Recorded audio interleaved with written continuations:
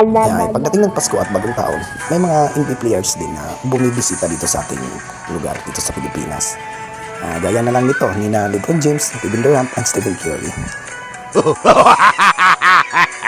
Gaya nung nakita niyo sa pictures. Yan, si LeBron James ay mahilig magpaputok ng quitis yan.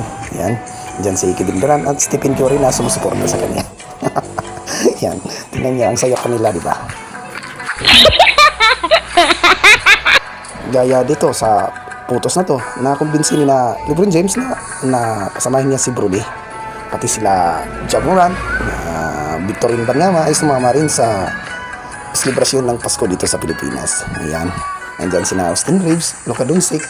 Ayan, suportado yan ni LeBron James na pumunta dito sa Pilipinas para mag-celebrate ng Pasko at New Year. Ayan, ang saya-saya niya. Ayan.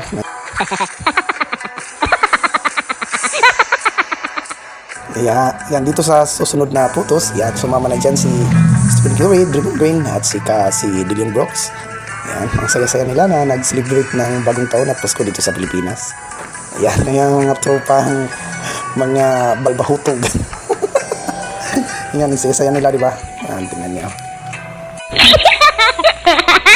Kaya na pag-isip ni na LeBron James at mga tropa niya na mag-celebrate ng Pasko at Bagong Taon dito sa Pilipinas kasi may libreng tuba daw dito sa Cebu, lalo na sa Barangay Bugas, Badyan, Cebu.